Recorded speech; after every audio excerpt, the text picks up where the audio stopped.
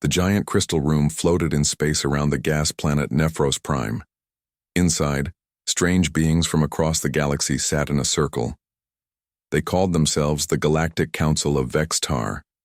Today, they were making a decision that would change everything. Ambassador Kylneth stood up from his chair. His blue skin shined under the bright lights. 4 arms moved as he talked. His voice was cold and proud. "Council members," he said, "we have found another world that needs our guidance." A hologram appeared in the center of the room. It showed a small blue and green planet spinning slowly. White clouds moved across its surface. "This is Earth," Kylneth continued. "It sits in a boring part of space. The beings there call themselves humans." The other council members leaned forward to look. Some had scales, others had fur or feathers. All of them were much older races than the humans. "What do we know about them?" asked Councillor Thexara. Her 6 eyes blinked one by one. Kylneth smiled, showing sharp teeth. "They are very new to space travel, only 300 years since they first left their planet. They still use metal bullets in their weapons. Their ships burn chemicals to move through space." Laughter filled the room. The idea seemed funny to them. Fleet Commander Vorgax stood up. He was tall and covered in thick armor. "Do they have plasma shields?" "No," Kylneth said. "Quantum drives?" "No." "Neural networks to control their minds?" "They do not even know such things exist." More laughter came from the council members. Vorgax shook his large head. "This will be easy. Send 3 battlecruisers. They will surrender in hours." "But Commander," said a small voice from the back. "Scientist Pelmira was young for her species. Should we not study them first? Learn about their culture?" The room went quiet. Then Kylneth spoke with anger in his voice.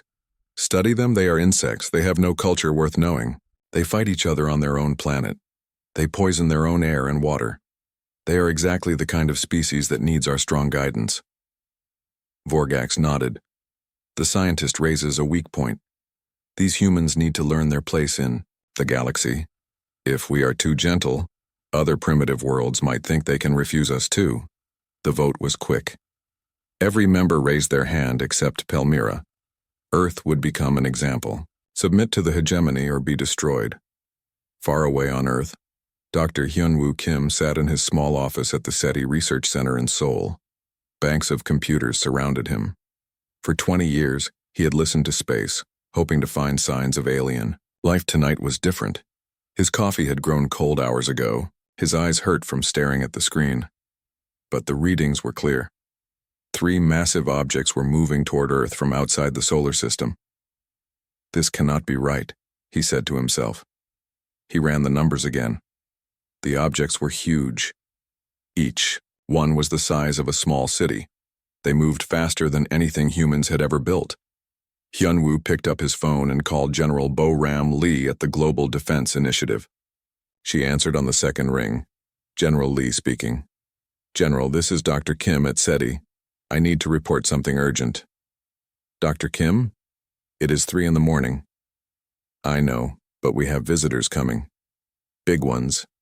He could hear her sit up in bed. "What kind of visitors?" "The kind that are not from Earth. 3 ships, each about 5 kilometers long. They will reach our solar system in 12 hours. The phone was quiet for a long moment. Then General Lee spoke in her command voice. "Are you certain about this, Doctor? I have checked the data 5 times. They are coming from the direction of the Vega system.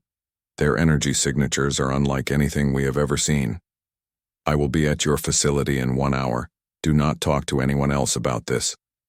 After hanging up, Hyunwoo looked out his window, at the night sky. Somewhere out there, humanity was about to meet its neighbors. He hoped they were friendly. General Lee arrived with a team of scientists and military officers. They filled the small SETI building. Everyone stared at the computer screens showing the approaching objects. "How long until they get here?" asked General Lee. "At their current speed, about 11 hours, Hyunwoo replied. Colonel Dong-Hyun Ryu studied the energy readings. "These power levels are incredible. Each ship produces more energy than our entire planet uses in a year. Dr. Minho Seo, the chief engineer, shook his head. If they wanted to destroy us, we could not stop them. Maybe they come in peace, suggested Dr. So-Young Kang from the Intelligence Division. General Lee looked at the data one more time. Maybe, but we prepare for the worst. Colonel Ryu, contact all military bases. I want every ship we have ready to move. Dr. Seo, how quickly can we get our orbital defense platforms online? 6 hours if we push hard. Do it. Dr. Kang, I want every communication array on the planet listening. The moment they try to talk to us, I want to know. As the team worked through the night, Hyunwoo watched the alien ships get closer. They were not trying to hide. In fact, they seemed to want Earth to know they were coming. General, he said, I think they expect us to be afraid. Are you afraid, Doctor? Hyunwoo thought about it. Yes, but also excited. This is the most important moment in human history. General Lee nodded. Then we better make sure it is not the last moment in human history. The alien ships continued their approach. On board the lead vessel, Kylneth prepared his surrender speech. He expected the humans to beg for mercy. He expected them to offer their planet without a fight. He had no idea what humans were really like when cornered. The countdown to first contact had begun. Neither side knew that this meeting would change the galaxy forever. The aliens thought they were conquering another, weak species. The humans thought they were meeting their first alien neighbors. Both sides were wrong. As dawn broke over Seoul, Dr. Hyunwoo Kim sent one final message to observatories around the world. Today, humanity learns it is not alone in the universe. May we all be ready for what comes next. The alien fleet was now just hours away from Earth. The 3 alien ships dropped out of faster-than-light travel just outside Earth's moon. Each vessel was massive, dark metal covered in strange lights. They moved with purpose toward the small blue planet. On the lead ship, Ambassador Kylneth stood on the command bridge. Through the large windows, he could see Earth getting bigger. Cities sparkled on the night side like tiny diamonds. Such a primitive world, he said to Fleet Commander Vorgax. Look how they waste energy. Those lights serve no military purpose. Vorgax studied his battle displays. I detect several space stations around their planet. Small ones. Also some satellites. Toys. Kylneth laughed.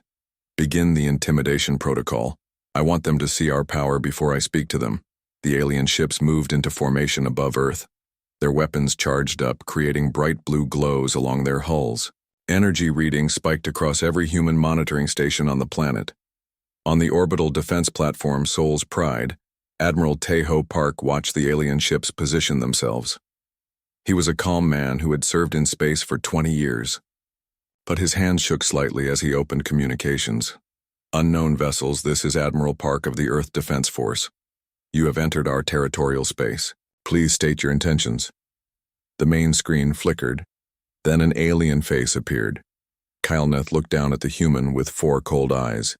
His translator made his voice sound mechanical. Primitive being, I am Ambassador Kylneth of the Galactic Hegemony. Your world is now under our protection. You will surrender your government to us immediately. This is for your own good. Admiral Park blinked. Then he leaned back in his chair. Did you just call us primitive? Because last I checked, we did not need to travel across the galaxy to threaten people smaller than us. The alien translator had trouble with the concept. It made strange beeping sounds. You do not understand, Kylneth said, his voice getting louder. We are your superiors. We bring order to chaos. Submit now and your people will be treated well. Let me get this straight, Admiral Park replied. You traveled here from another star system just to pick a fight with people you think are weaker than you? On Earth, President Young Mi Choi watched the conversation from the emergency bunker under Seoul. She was a small woman, but her voice was strong. The entire government had gathered to watch humanity's first contact with aliens. Madam President, said General Lee, what are your orders? President Choi studied the alien on the screen. He reminds me of a schoolyard bully. All threats and no substance. Kylneth was getting frustrated. You have 6 hours to surrender completely. Remove all weapons from your orbital stations. Send your leaders to us as prisoners. If you refuse, we will demonstrate our power. President. Choi stood up. She walked to the communication console and took control of the channel. Ambassador Killeneth, she said calmly, I am President Choi of Earth. Before we continue, I have a question for you. The alien leaned forward. What question? You traveled 47 light years to threaten a species that built nuclear weapons before we learned to leave our own planet. Does that seem smart to you? There was silence on the alien ship. Killeneth looked confused. President Choi continued. We have a military idea called mutually assured destruction. It means if someone attacks us with everything they have, we attack. Back with everything we have, everyone dies. Do you know what we call people who threaten us with total war? What do you call them? Killeneth asked, though he seemed less sure now. Target practice. The communication ended. On the alien ship, Killeneth stared at the dark screen. Commander Vorgax, he said slowly. What did she mean by nuclear weapons? Vorgax checked his sensors. Sir, I am reading massive energy signatures across their planet. It appears they have weapons that can split atoms. Impossible. They are too primitive for such things. The readings do not lie, Ambassador. Meanwhile, across Earth, humans prepared for war. In military bases, soldiers loaded, weapons they hoped would work against alien armor. In laboratories, scientists studied every piece of data about the alien ships. Dr. Min Hoseo worked frantically in his lab. These energy readings, he said to his team, their shields work differently than we expected. They rotate frequencies every few seconds. Can we break through them? Asked his assistant. Maybe not with energy weapons, but shields are designed to stop certain types of attacks. What if we use something different? Captain Ha Young-yoon gathered her squadron of pilots. They were space patrol officers used to chasing smugglers and fixing satellites. Now they faced alien warships. Listen up, she told them. Our ships are small and fast. Their ships are big and slow. We cannot outgun them, but maybe we can outthink them. Her pilots nodded. They were scared but ready to fight. Dr. Jae Sung-oh monitored alien communications from the intelligence center. They are talking to each other, he reported. Their security is terrible. I can understand some of their language already. What are they saying? Asked Dr. Kang. They seem confused. They expected us to surrender immediately. They have no plan for resistance. As the 6-hour deadline approached, both sides prepared. The aliens powered up their weapons and expected an easy victory. The humans loaded every gun they had and hoped for a miracle. At exactly 6 hours, Killeneth opened communications again. Humans of Earth, your time is over. Surrender now or face destruction. President Choi appeared on screen again. Behind her stood Admiral Park, General Lee, and other military leaders. Ambassador, she said, we have discussed your offer. Good. You will surrender? No. We counter-offer. Killeneth's 4 eyes widened. Counter-offer? You leave our solar system immediately, or we teach you why humans have survived every war we have ever fought. That is impossible. You are primitives. President Choi smiled. It was not a friendly smile. Then this should be educational for both of us. The screen went dark. On the alien ships, alarms began to sound. Human ships were moving toward them from all directions. Killeneth turned to Vorgax. Begin the attack. Show them our power. Yes. Ambassador.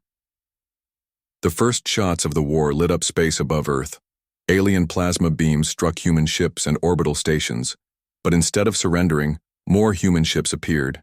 Captain Yoon led her squadron straight at the alien flagship. All units, remember the plan, hit them fast and get out. Her small fighters launched missiles at the massive alien ship. The missiles were simple, carrying conventional explosives. They should have been useless against alien shields. But Dr. SEO had modified them. Instead of trying to break through the shields, they carried clouds of metallic dust. When the dust hit the rotating shield frequencies, it created interference. For just a few seconds, gaps appeared in the alien defenses. Now, Captain Yoon shouted. Human railguns fired tungsten rods through the gaps. The simple metal projectiles struck alien armor at incredible speed. Systems exploded inside the alien ships.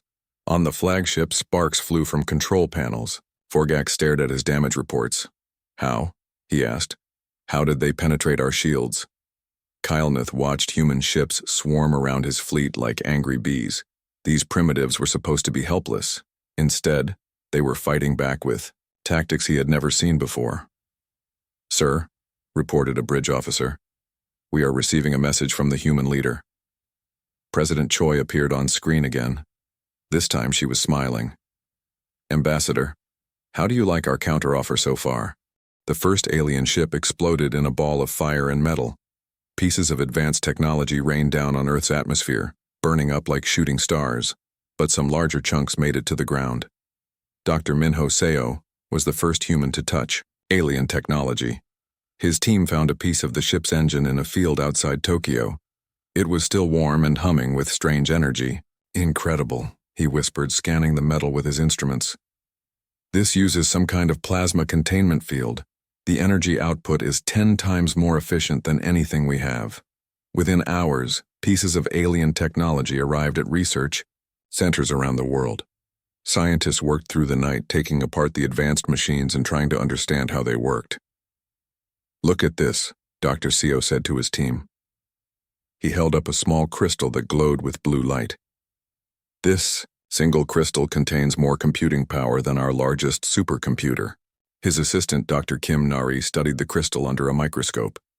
"The structure is unlike anything in our periodic table. It is like they built matter itself differently."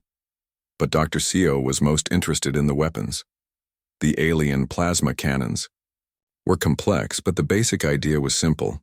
They turned matter into energy and fired it at incredible speeds.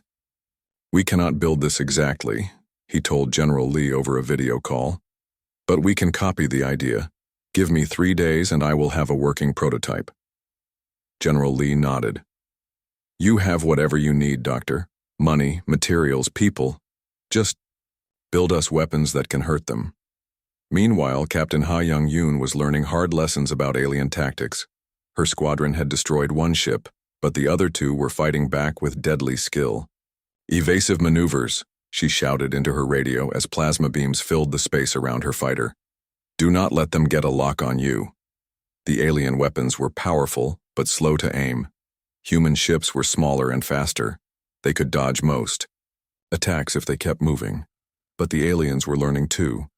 They began firing area attacks, filling large sections of space with energy blasts. Several human ships were caught and destroyed. "We need a new plan," Captain Yoon told Admiral Park. "They are adapting to our tactics." Admiral Park studied the battle displays. "What about their supply lines?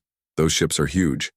They must need fuel and materials." Dr. Jae Sung-oh had been listening to alien communications for days. His computer programs were getting better at translating their language.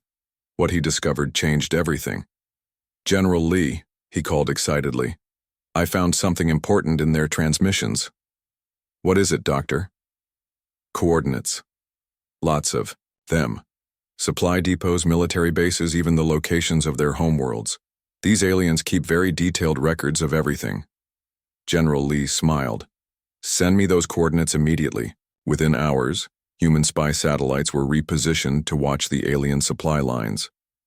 Earth's deep space telescopes focused on the coordinates Dr. Oh had found. What they saw amazed them. The aliens had built a vast network of bases and supply stations across dozens of star systems. But they were not heavily defended. The aliens had never faced an enemy that could strike back at their home territory. "They think like bullies," President Choi said during an emergency meeting. "They only pick fights they know they can win. But what happens when the victim fights back?" Colonel Dong-hyun Ryu had an idea. "Madam President, what if we captured one of their supply ships? We could learn more about their technology and maybe even turn their own weapons against them."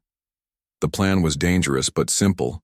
Human ships would ambush an alien supply convoy in deep space. They would use the element of surprise to capture one vessel intact. Captain Yoon volunteered to lead the mission. "My pilots know how to fight these ships now. We can do this." 3 days later, human ships waited in empty space near Jupiter. Dr. O's intelligence was perfect. An alien supply convoy was coming, carrying fuel and weapons to the fleet attacking Earth. "Remember," Captain Yoon told her pilots, "we want the middle ship intact. Disable its engines but try not to destroy it." The alien convoy appeared right on schedule. 3 supply ships lightly armed and unaware of the ambush. "Attack," Captain Yoon ordered. Human fighters swarmed the alien ships. The convoy was caught completely by surprise. Their weapons were designed for ship-to-ship combat, not fighting swarms of small, fast targets. Within minutes, 2 alien ships were destroyed. The third ship, its engines damaged, drifted helplessly in space. "Boarding teams go," Captain Yoon commanded. Human soldiers in spacesuits flew across the gap between ships. They cut through the alien hull with plasma torches built from captured technology. Inside, they found wonders beyond imagination. The alien ship was full of advanced computers, weapons, and most importantly, star maps. Dr. O's team downloaded everything they could find. "Look at this," said Sergeant Bowman Lee as he explored the ship. "These aliens have conquered hundreds of worlds, but look at the pattern." The star maps showed the aliens' expansion across the galaxy. Every world they attacked was weak and divided. They never fought anyone who could fight back effectively. "They are cowards," Dr. O realized. "They only attack civilizations that cannot hurt them in return." But the biggest discovery was in the ship's main computer. The aliens had detailed files on every species they had ever encountered. Strengths, weaknesses, military capabilities, everything. "Sir," reported Dr. Kang, "according to this data, they have never faced a species like us before." "What do you mean?" asked General Lee. "Every other species they conquered either surrendered immediately or fought with traditional tactics. Are the first to use asymmetric warfare, the first to adapt their technology this quickly, the first to strike back at their supply lines." The captured alien ship also contained something else: communication equipment that could reach across the galaxy. Dr. O's team worked for days to understand how it worked. When they finally activated it, they could hear conversations from alien worlds hundreds of light years away. What they heard shocked them. "The humans are doing what?" came a panicked voice from an alien command center. "They captured one of our supply ships," replied another voice. "They are using our own technology against us." This was supposed to be a simple conquest, a demonstration to other primitive worlds. The humans are not primitive. They learn too fast. They adapt too quickly. Dr. O turned to his team. "Record everything. The galaxy needs to know what is happening here." Back in space, the battle continued, but it was no longer one-sided. Human ships now carried weapons built from alien technology. The advanced plasma cannons were mounted on human fighters and destroyers. More importantly, humans were learning how alien shields worked. Dr. Co's team had built devices that could disrupt the shield frequencies. Now human weapons could penetrate alien defenses. Captain Yoon led another attack on the remaining alien ships. This time, her fighters carried the new plasma weapons. "All units target their engine sections," she ordered.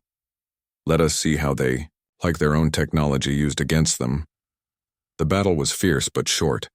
Human ships moved with practiced skill, using alien weapons to destroy alien armor. The second alien warship exploded in a cloud of metal and energy. On the last surviving ship, Ambassador Killeneth stared at his tactical displays in disbelief. His mighty fleet was being destroyed by the very primitives he had come to conquer. "Commander, Vorgax," he said with fear in his voice, "and how is this possible?" Vorgax shook his head. "They learn, Ambassador. Every time we attack them, they learn something new. Every piece of our technology that falls into their hands makes them stronger. But they are supposed to be inferior. Tell that to my dead crews." The communications array crackled with an incoming message. President Choi appeared on screen again. Behind her stood human military leaders, but also human scientists holding pieces of alien technology. "Ambassador Killeneth," she said calmly, "thank you for the educational materials. Our scientists are very grateful." Killeneth saw Dr. Co holding one of his plasma cannons. You cannot use that. You do not understand how it works. Dr. Seo smiled and activated the weapon. It hummed to life, glowing with controlled energy. Actually, we understand it quite well now. We have also improved it. The human-modified plasma cannon fired a beam twice as powerful as the original alien version. Kylanath realized with growing horror that his easy conquest had become something else entirely. He had not invaded a primitive world.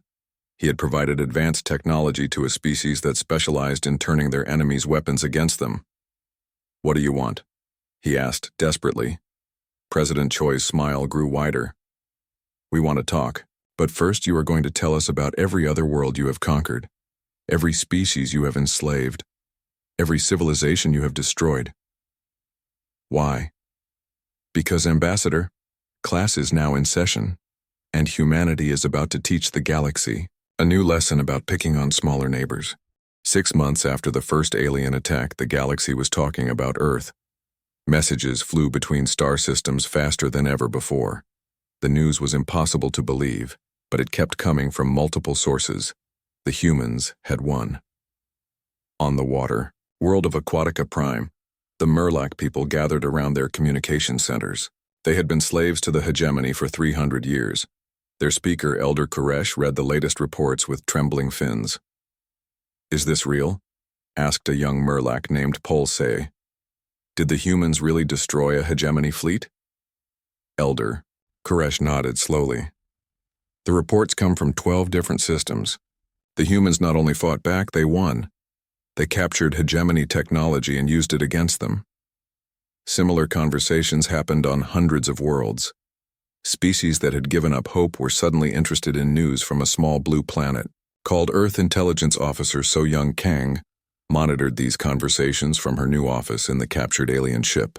Her team had learned to use hegemony communication systems better than the aliens themselves. "General Lee," she reported, "we are receiving messages from conquered worlds across the galaxy. They want to know if the reports about our victory are true." General Lee studied the star map showing hegemony territory. Hundreds of systems, thousands of worlds, billions of enslaved beings. "What should we tell them, Dr. Kang?" "The truth. That we fought back and won. That it is possible to resist the hegemony." But the most important intelligence came from Colonel Donghyun Ryu.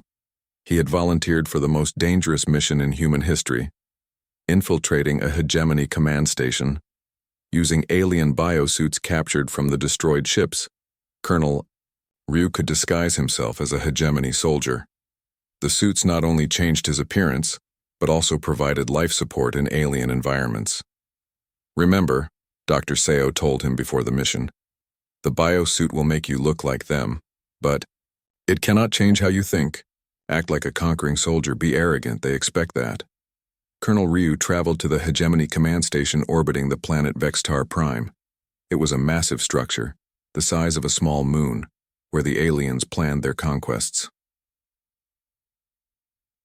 Walking through the alien corridors was like entering a nightmare.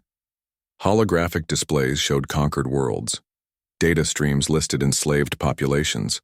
Maps marked planets selected for future invasion. But what Colonel Ryu discovered in the command center changed everything. The hegemony was afraid. "The human situation is spreading panic across our territory," he overheard one alien commander say to another. 17 systems have reported rebellion activity since news of our defeat reached them." "How is this possible?" replied the second commander. "We have ruled these worlds for centuries. The humans did something new. They proved resistance is possible. Now every enslaved species thinks they can fight back too." Colonel Ryu activated his hidden recording device and continued listening. "What about reinforcements?" asked the first commander. "Surely we can send more fleets to finish the humans. That is the problem. We do not have more fleets. Our entire military doctrine assumes quick surrender. We have never prepared for a long war against an adaptive enemy." The truth hit Colonel Ryu like a physical blow. The mighty hegemony was a paper tiger. They had hundreds of fleets, but they were all designed for intimidation, not real combat. When faced with serious resistance, they had no backup plan. He also discovered something else in the command center's databases: the complete list of every world the hegemony had conquered, including detailed information about each species' capabilities and current status. Many of these worlds still had strong military traditions. They had only surrendered because they thought resistance was hopeless. But what if they learned that humans had proven otherwise? Colonel Ryu transmitted everything. He found back to Earth using a captured hegemony communication device. The intelligence was beyond valuable. It was a roadmap to galactic revolution. When his reports reached Earth, President Choi called an emergency meeting of the Global Defense Council. "Ladies and gentlemen," she announced, "we have a choice to make. We can stay on Earth and defend ourselves, or we can help liberate the galaxy." Admiral Park studied the intelligence reports. "Madam President, we are talking about hundreds of star systems.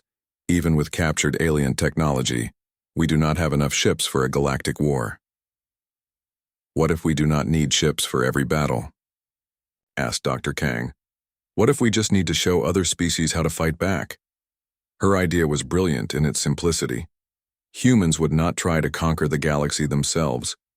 Instead, they would teach other species the tactics and technologies needed to free themselves. The plan began with carefully chosen targets. Human agents, disguised with alien biosuits, infiltrated hegemony-controlled worlds. They made contact with resistance movements and shared captured alien technology. Captain Yoon led the first liberation mission to the mining world of Crystallis. The planet was rich in rare metals, but its people, the rock-like Stonari, had been enslaved for 200 years. "The key," she explained to the Stonari resistance leader Grakthul, "is not to fight their strengths. Fight their weaknesses." She showed them how to build simple devices that could disrupt hegemony shield frequencies. The materials were common mining equipment. The principles were basic physics. "You do not need to build starships," Captain Yoon continued. "You just need to make their starships useless." Within weeks, hegemony mining operations on Crystallis ground to a halt. Every time their ships tried to land, hidden Stonari teams hit them with shield disruptors. The alien technology that had seemed invincible suddenly became vulnerable. Dr. O established a secret communication network connecting resistance movements across the galaxy. Using captured hegemony equipment, rebels could share information and coordinate attacks. The network grew rapidly. Species that had never spoken to each other before began working together against their common enemy. The hegemony's greatest strength was isolation, Dr. O explained to his team. They kept conquered worlds separate and afraid, but now those worlds are talking to each other. On the ocean world of Aquatica Prime, the Murlac people received a transmission from Earth. Elder Kuresh could hardly believe the image on his screen.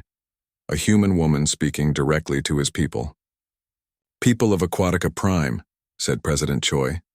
"My name is Young Mi Choi. I represent the free world of Earth. We know you have suffered under hegemony rule. We are here to tell you that freedom is possible." The transmission included detailed instructions for building weapons from common materials. It showed how small, fast boats could defeat large hegemony ships. Most importantly, it proved that the hegemony could be beaten. Within days, Murlac fishing boats began attacking hegemony patrols. The alien soldiers, trained to fight in space, had no idea how to handle underwater guerrilla warfare. Similar uprisings began on dozens of worlds. Each rebellion was different, adapted to the local environment and species. But they all used the same basic principles humans had discovered: mobility, adaptability, and turning the enemy's technology against them. The hegemony command structure began to crack under the pressure. Reports of rebellions flooded in faster than they could respond to them. "Sir," reported a panicked communications officer to Supreme Commander Zethlock, "we have lost contact with mining operations in the Vega sector.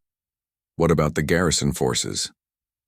"The garrison reports they are under attack by invisible enemies. The rebels seem to appear and disappear at will." Zethlock studied the galactic map. Red lights marked rebellions across hegemony space. New ones appeared every day. "How many systems are affected?" 47 confirmed rebellions, sir. unconfirmed reports from over 100 more. For the first time in his long career, Supreme Commander Zethlock felt fear. His mighty empire was collapsing, not from external invasion but from internal revolution. And it had all started because they decided to pick on one small blue planet. Back on Earth, Dr. Hyunwoo Kim watched the rebellion reports with wonder. The SETI scientist who had first detected the alien ships now served as Earth's first galactic ambassador. "General Lee," he said, "we have created something unstoppable. The galaxy will never be the same." General Lee nodded as she watched real-time reports of successful rebellions across dozens of star systems. "We wanted to defend Earth. Instead, we have freed the galaxy." But they all knew the hardest battles were still coming. The hegemony would not give up without a fight. And somewhere in the depths of space, alien warlords were planning their revenge against the small planet that had started it all. The question was no longer whether Earth could defend itself. The question was whether the newborn galactic revolution could survive the hegemony's desperate counterattack. 2 years after the first alien ship appeared over Earth, Ambassador Killeneth stood in a very different place. Gone was the crystal chamber of the Galactic Council. Instead, he found himself in a human-built space station orbiting Earth. The station was called Unity. It was built from both human and alien technology, representing the new cooperation between species across the galaxy. Large windows showed the blue planet below, peaceful and beautiful. Killeneth was no longer an ambassador of conquest. He was a prisoner of war, waiting to hear his fate. Around him stood representatives from dozens of worlds that had once been enslaved by the hegemony. President Young-Mi Choi entered the room. She was older now, her hair showing gray streaks from 2 years of galactic war. But her voice was still strong and her eyes still sharp. "Ambassador Killeneth," she said, taking her seat at the negotiation table. "Thank you for agreeing to these talks." Killeneth's forearms hung in defeat. "I had little choice, Madam President." Around the table sat the leaders of the rebellion, Admiral Park, now commanding a fleet of hybrid human-alien vessels, General Lee, who had become the galaxy's foremost expert in asymmetric warfare, Dr. Kim serving as Earth's first galactic ambassador. But they were not alone. Elder Koresh of the Murloc people was there, along with Grak Thol of the Stonari and dozens of other species leaders. The room was filled with beings who had never met before the human rebellion brought them together. "Let me explain what has happened while you were in custody," President Choi began. "The galactic hegemony no longer exists." Killeneth's eyes widened. "Impossible." Dr. Kim activated a holographic display showing the galaxy. Where once hegemony territory had been marked in red, now hundreds of systems glowed with different colors, each representing a free world. "In 2 years," Dr. Kim explained, "over 300 systems have declared independence. The hegemony military has collapsed. Your Supreme Commander Zethlock surrendered last month." The truth was even more impressive than the numbers showed. The rebellion had not conquered the hegemony through force alone. Instead, humans had taught other species something more powerful: how to think for themselves. Captain Ha Young-yoon, now Admiral Yoon, commanded the liberation fleet that had freed the hegemony's capital world, but she had not bombarded it into submission. Instead, her ships had broadcast simple messages to the planet's population. "People of Vextar Prime," the messages had said, "you do not have to live in fear. You do not have to follow orders from those who threaten you. You have the power to choose your own leaders." The planet's population had risen up against their own government. Hegemony soldiers, realizing they were fighting to protect a system that oppressed their own families, had joined the rebellion. "We gave them something they had forgotten," Admiral Yoon later explained. "Hope." Dr. Minho Seo had spent 2 years traveling from world to world, teaching alien scientists how to build and modify their own technology. No longer did they need to depend on hegemony factories and supply lines. "Every species has different strengths," he told his students. "The Stonari understand crystal technology better than anyone. The Murloc are masters of fluid dynamics. The Vextari have incredible mathematical abilities. When you combine these strengths instead of suppressing them, amazing things happen. The results spoke for themselves. Former hegemony worlds were now producing technology that surpassed anything the aliens had built before. When different species worked together instead of being forced into uniform submission, innovation flourished. Colonel Dong-hyun Ryu had become the galaxy's expert on intelligence gathering and covert operations. His network of agents, drawn from dozens of species, had infiltrated every remaining hegemony stronghold. The key was trust, he explained to his multi-species team. The hegemony ruled through fear and suspicion. We built our network through friendship and mutual respect. But the greatest change was in the hearts and minds of billions of beings across the galaxy. Dr. So-Young Kang had established the Galactic Communication Network, allowing free exchange of ideas between worlds. For the first time in centuries, she reported, beings from different worlds are talking to each other as equals. They are sharing stories, art, science, and dreams. The galaxy is becoming a community instead of an empire. Now, in the Unity Station conference room, President Choi addressed the defeated hegemony representative. Ambassador Kylneth, your government sent you to conquer Earth because you thought we were weak and primitive. What do you think now? Kylneth looked around the room at the faces of beings from across the galaxy. Species that had been enemies for millennia now sat together as allies. Worlds that had been isolated for centuries were working together on projects that benefited everyone. I think, he said slowly, that we did not understand what strength really means. President Choi nodded. Strength is not the ability to conquer others. Strength is the ability to help others become their best selves. Elder Kuresh leaned forward. The humans taught us that freedom is not something that can be given or taken away. It is something that lives in the heart of every thinking being. Grakthul added, they showed us that diversity makes us stronger, not weaker. That differences should be celebrated, not eliminated. Dr. Kim stood up and walked to the large window overlooking Earth. 2 years ago, you came here to make us part of your empire. Instead, you helped us create something better. A galactic community where every world chooses its own path. What happens now? Kylneth asked. General Lee answered. Now we rebuild. The hegemony is gone, but the damage it caused will take decades to repair. Enslaved populations need to be freed and helped to govern themselves. Worlds need to be cleaned up from industrial pollution. Species need to learn to trust each other again. And what happens to me? President Choi smiled. You have a choice, Ambassador. You can return to what remains of your homeworld and live, quietly. Or you can help us build something better. Kylneth was confused. You would trust me after what I tried to do. The humans have a saying, Elder Kuresh said. Everyone deserves a second chance to do the right thing. Admiral Park added, we learned something important during this war. The beings we fought were not evil.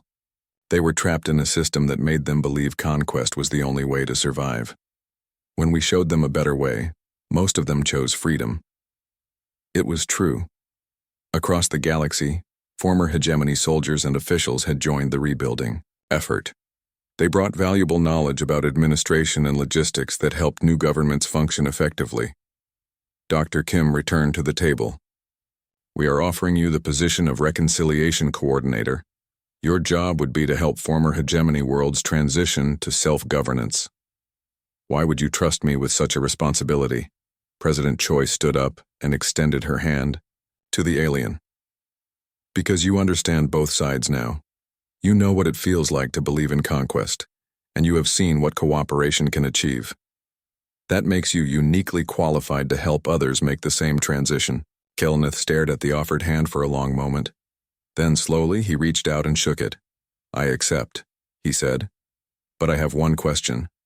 What is it? How did you know that kindness would be stronger than force? President Choi smiled. We did not know.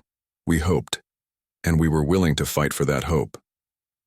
As the conference ended, the leaders looked out at the galaxy they had helped transform. Space was no longer dark and threatening. Communication networks carried messages of friendship between worlds. Trade routes flourished as species shared their unique technologies and resources. Young Sung-min Park, Admiral Park's son, was graduating from the new Galactic Naval Academy that day.